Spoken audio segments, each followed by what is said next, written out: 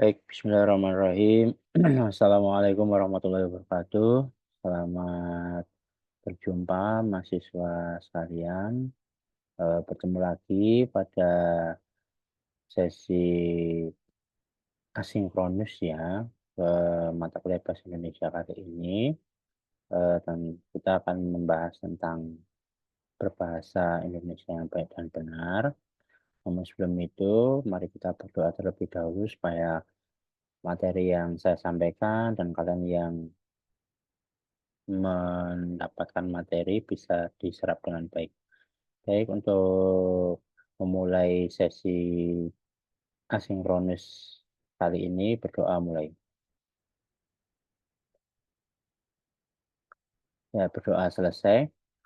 Baik, eh, teman-teman mahasiswa semua, sesi ini seperti yang sudah saya sampaikan di awal tadi, saya akan menjelaskan tentang pentingnya berbahasa Indonesia yang baik dan benar. Jadi memang pernyataan ini sebenarnya sudah hafal ya mungkin dari masing-masing kalian bahwasanya kita itu harus menggunakan bahasa Indonesia yang baik dan benar.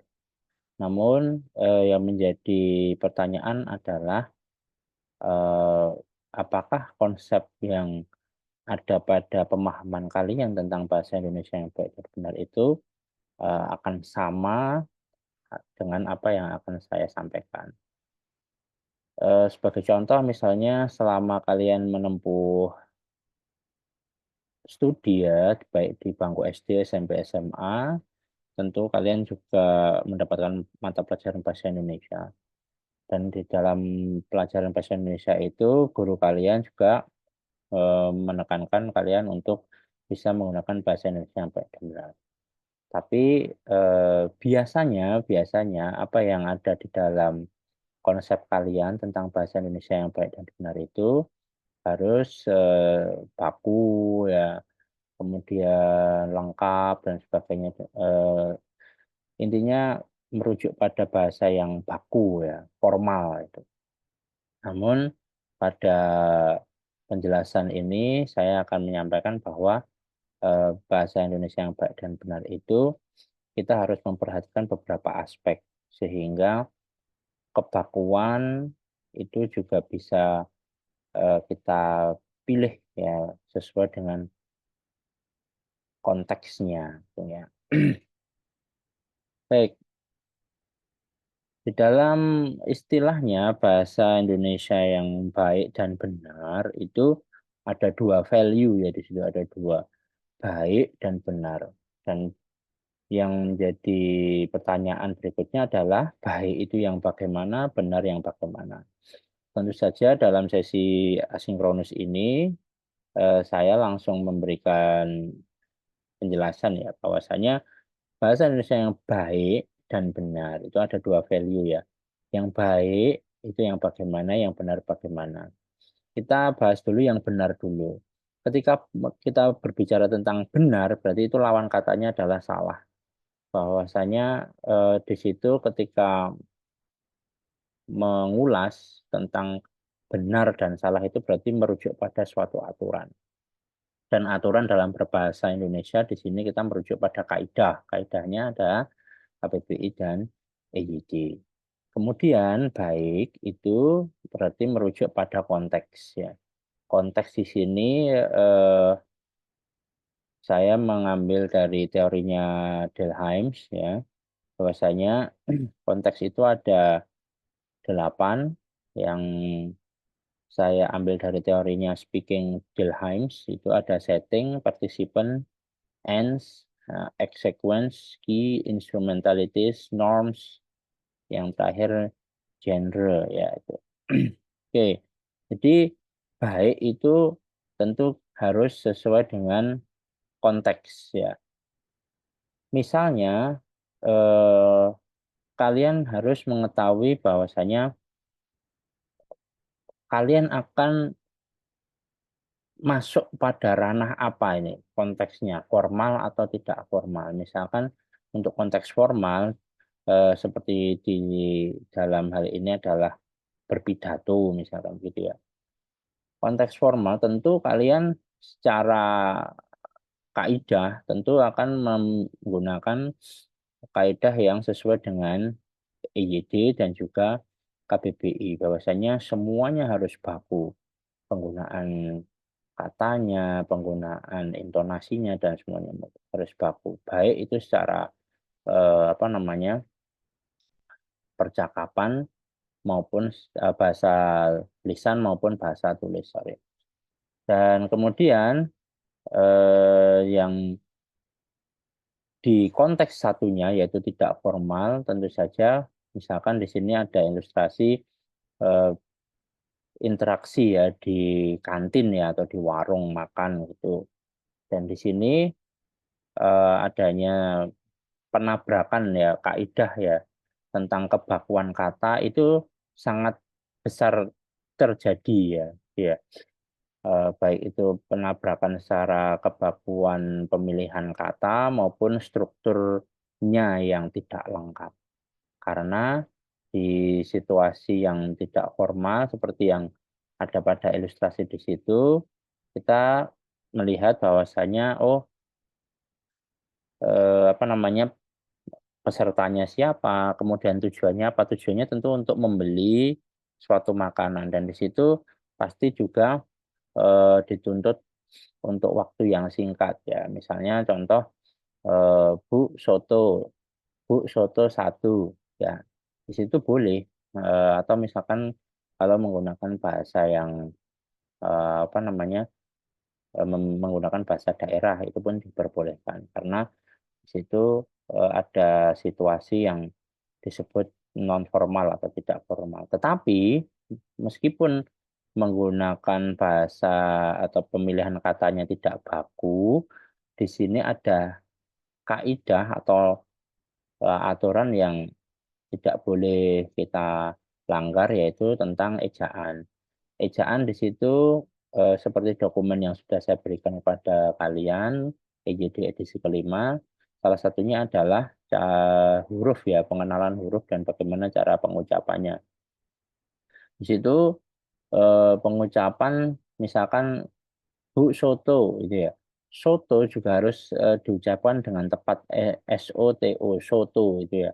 Tidak boleh diucapkan dengan bunyi yang salah, misalkan soto itu ya. Jadi, eee, ejaan di sini berperan penting dan tidak boleh ditawar ya, ditawar sedikit pasti akan, eee, rusak itu yang namanya komunikasi. Salah satunya tadi bunyi, belum lagi nanti tataran, apa namanya, urutannya, misalkan soto jadi otus gitu ya, itu juga akan mengganggu, komunikasi dan tujuan komunikasi tidak tercapai. Baik,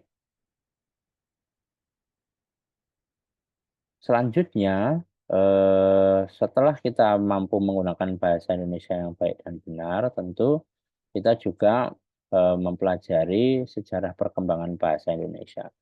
Kita tahu bahwa bahasa Indonesia itu cikal bakalnya dari bahasa Melayu ya, dan kemudian ditandai dengan, adanya peristiwa Sumpah Pemuda, yaitu pada tanggal 28 Oktober tahun 1928, yang tepatnya di butir ketiga ya, kami putra-putri Indonesia menjunjung bahasa persatuan bahasa Indonesia.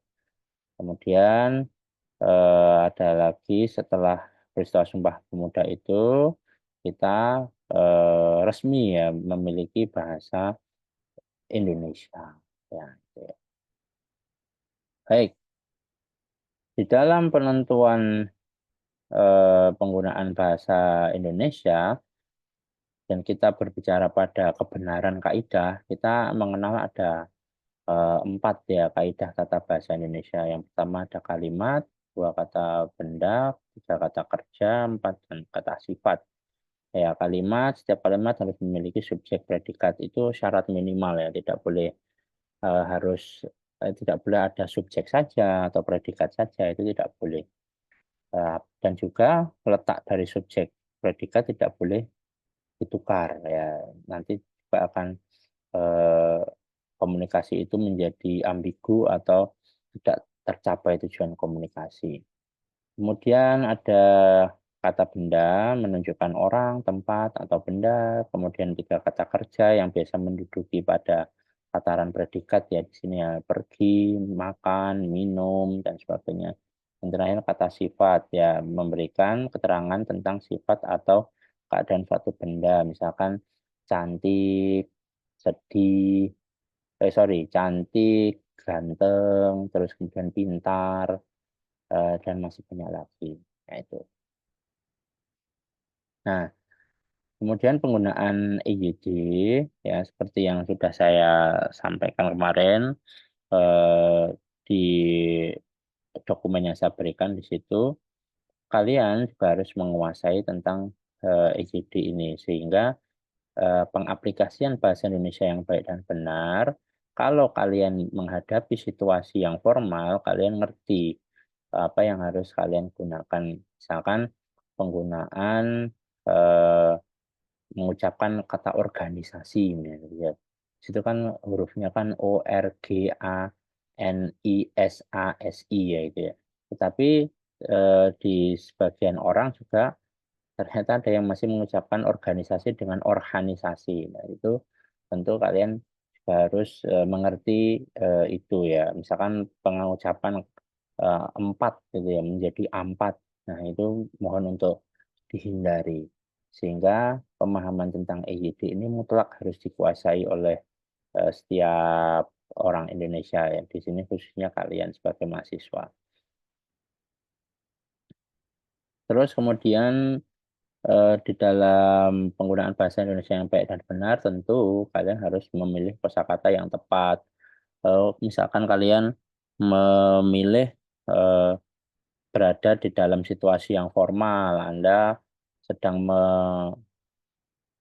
menghubungi dosen Anda, misalkan mau WA gitu ya.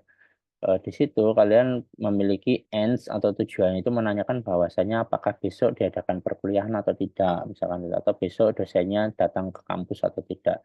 Tentu yang harus ditulis adalah, eee,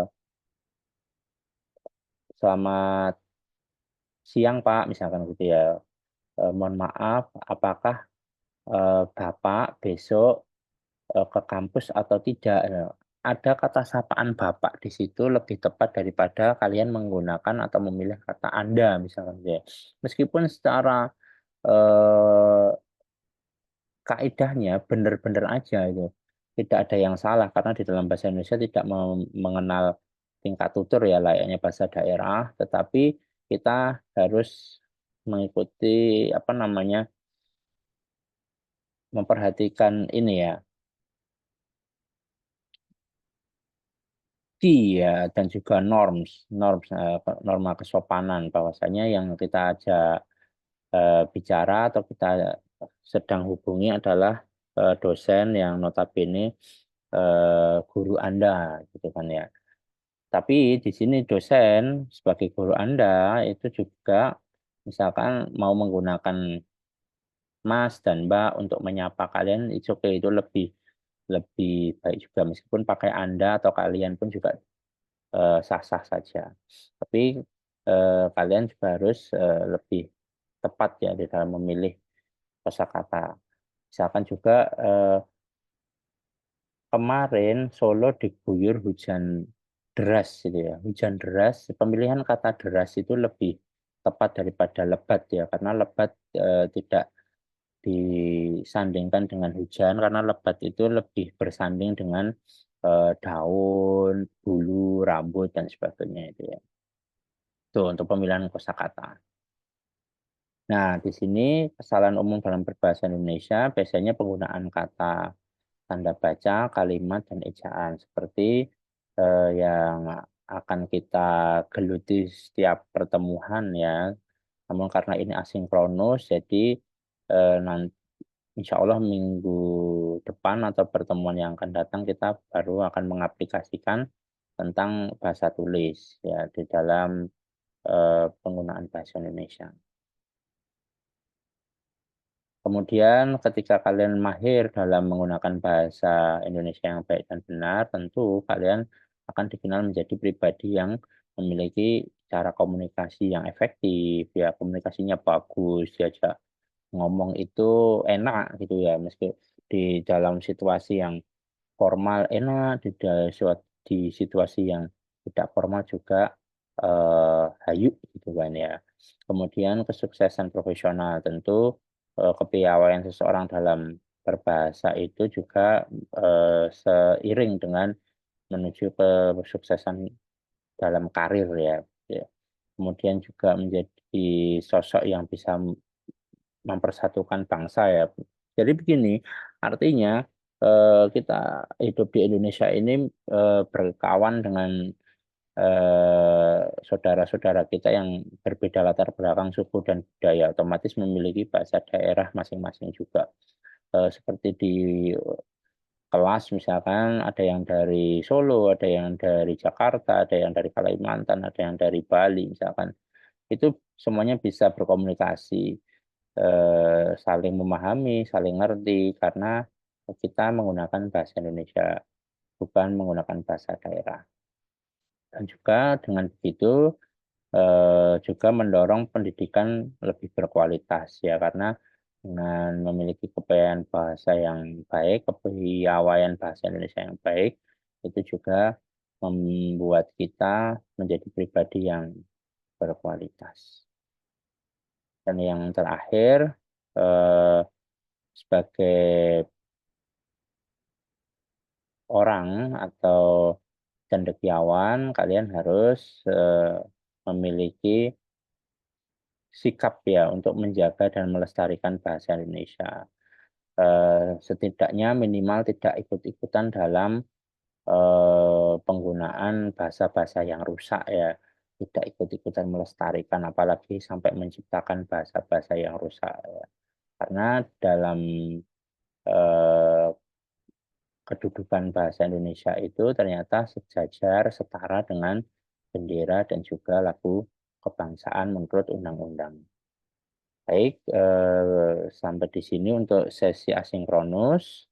Kemudian sebagai penutup, silahkan kalian mengerjakan tugas berikut, yaitu buatlah kelompok dengan 4 orang temanmu dan setiap kelompok itu nanti memiliki tugas untuk membuat satu buah video singkat ya tentang perbedaan konteks berbahasa Indonesia, baik ragam formal dan tidak formal. Jadi nanti 2 orang memerankan situasi formal, 2 orang memerankan situasi yang tidak formal. Ya, di situ durasinya maksimal 2 menit saja ya. Jadi tidak perlu, lama-lama. Jadi satu video berisi 2 ragam. Oh ini ragam formal, oh ini ragam yang tidak formal dan maksimal 2 menit, bukan 4 menit ya.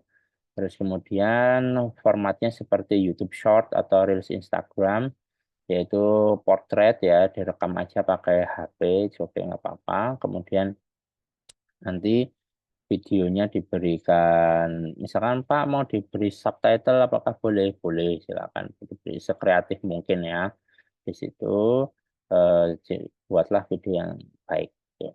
Dan video ini nanti dikumpulkan di pertemuan selanjutnya, nanti kita bahas satu persatu. Baik, terima kasih atas kesempatannya. Kita tutup dengan hamdalah. Alhamdulillahirabbil alamin.